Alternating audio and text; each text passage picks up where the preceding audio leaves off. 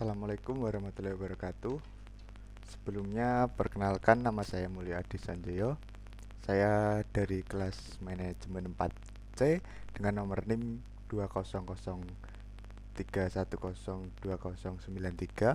akan membawakan presentasi bisnis tentang sambal pecel. Yang pertama ada latar belakang. Bisnis kuliner seperti membuat dan menjual masakan sedang tumbuh dan berkembang di masyarakat luas. Beraneka ragam makanan yang unik, kehadiran wisata kuliner, dan tren kuliner yang menjadi gaya hidup masyarakat menjadi tanda bahwa bisnis kuliner berkembang dengan pesat. Kenaikan jumlah pelaku bisnis kuliner merupakan fenomena yang terjadi akibat adanya dukungan kemudahan untuk membuka bisnis kuliner. Bisnis kuliner tidak bisa lepas dari perkembangan teknologi. Adanya perkembangan teknologi dan komunikasi telah membuat adanya perubahan baik di bidang sosial, ekonomi, dan budaya yang berlangsung dengan cepat. Dengan berkembangnya teknologi yang semakin cepat, maka bidang finansial dan teknologi juga semakin berkembang dengan efisien dan modern. Adanya inovasi teknologi saat ini juga dirasakan pada kemajuan inovasi model bisnis. Bisnis kuliner menjadi pilihan banyak orang dengan alasan jenis bisnis ini lebih mudah dijalankan daripada bisnis lainnya. Banyaknya pelaku bisnis kuliner yang membuka usaha rumah makan menjadikan tingginya tingkat persaingan antar pelaku bisnis. Kemudian masuk ke dalam masalah dan solusi. Untuk bisnis kuliner merupakan bisnis yang akhir-akhir ini berkembang pesat dan memiliki potensi berkembang yang cukup besar. Sudah banyak pelaku usaha yang meraup untung dari usaha kuliner ini. Namun, tidak sedikit pula para pelaku usaha kuliner yang gulung tikar atau bangkrut karena strategi pemasaran yang digunakan kurang tepat dan kualitas pelayanan yang kurang optimal. Nah, artinya keberhasilan sebuah bisnis kuliner dalam memenangkan persaingan itu ditentukan oleh penerapan strategi pemasaran yang tepat serta hubungan baik yang dijalani dengan konsumen. Hubungan baik akan tercipta apabila sebuah bisnis itu mampu memberikan kepuasan terhadap kebutuhan, keinginan, dan juga selera konsumen. Selain itu, kepuasan pelanggan juga merupakan sumber informasi yang efektif bagi manajemen dalam melakukan perbaikan terhadap layanannya. Salah satu solusi yang dapat dilakukan untuk mengatasi masalah seperti tadi yaitu dengan memberikan produk yang higienis dan berkualitas serta kualitas pelayanan yang baik terhadap konsumen. Dan berhasil atau tidaknya suatu usaha dalam menjual barang dan jasa tergantung dari usaha yang sungguh-sungguh dalam pemasarannya.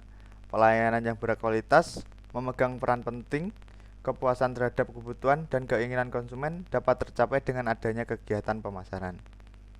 Untuk itu, kemampuan merumuskan dan menyusun program-program pemasaran yang tepat merupakan salah satu masalah utama dalam menciptakan proses pertukaran antara produsen dan dengan konsumen. Salah satu cara untuk menuju keberhasilan pemasaran adalah dengan memahami perilaku konsumen dan meningkatkan kualitas pelayanan agar konsumen merasa puas setelah melakukan transaksi. Kemudian untuk peluang dan target pasar. Untuk bisnis kuliner memang tidak mengenal krisis atau mati, karena makanan dan minuman merupakan kebutuhan dasar yang harus dipenuhi setiap orang. Nah, saat ini bisnis kuliner sudah semakin berkembang dan masyarakat lebih membutuhkan makanan yang praktis dalam pembuatan, penyajian, dan juga cara konsumsinya. Berikut ini merupakan beberapa alasan mengapa saya itu lebih memilih usaha kuliner sebagai pilihan utama dalam melakukan bisnis. Yang pertama, potensi pasar yang besar dan terus-menerus. Makanan merupakan kebutuhan dasar manusia. Artinya, setiap hari orang mengonsumsi makanan dan kejadian ini berulang-ulang. Konsumsi yang berulang-ulang merupakan potensi pasar yang besar sehingga tercipta permintaan yang luar biasa, menjadikan peluang bisnis kuliner tidak ada matinya. Untuk yang kedua, modal kecil. Bisnis kuliner ini merupakan usaha yang sangat fleksibel karena dapat dimulai dari skala kecil dan modal terjangkau. Jumlah makanan yang diproduksi dapat disesuaikan dengan jumlah modal yang dimiliki.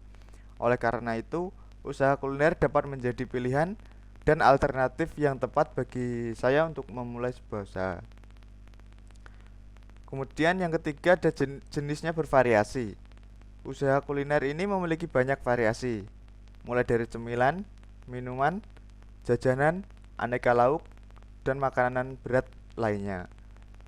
Banyaknya variasi akan mempermudah kita untuk mengembangkan dan punya banyak pilihan untuk dijual. Kemudian masuk dalam strategi pemasaran. Untuk strategi pemasaran yang digunakan di sini yaitu dengan menjual hasil produksi sambal itu secara online dengan menggunakan media Shopee. Terus prospek usaha.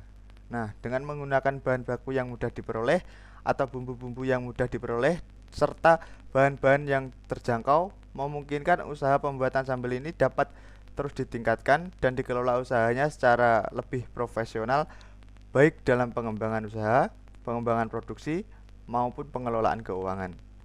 Dengan modal bahan baku yang sudah ada serta keterampilan pengelolaan yang sudah ada juga tentunya, peluang pasar yang menjanjikan merupakan modal dasar yang menjadi acuan usaha sambal ini berkembang lebih baik. Kemudian masuk ke dalam model bisnis. Nah, di sini sambal pecel ini merupakan sambal dengan proses pembuatan yang disangrai tanpa minyak goreng sehingga lebih sehat dan rendah kolesterol. Kelebihan pengolahannya dengan disangrai yaitu bisa bertahan lebih lama dibanding dengan digoreng menggunakan minyak. Nah, sambal ini bisa bertahan hingga 3 bulan apabila disimpan di dalam kulkas. Dan sambal ini itu dibuat dengan bahan yang berkualitas tanpa menggunakan bahan pengawet dan bahan-bahan berbahaya lainnya.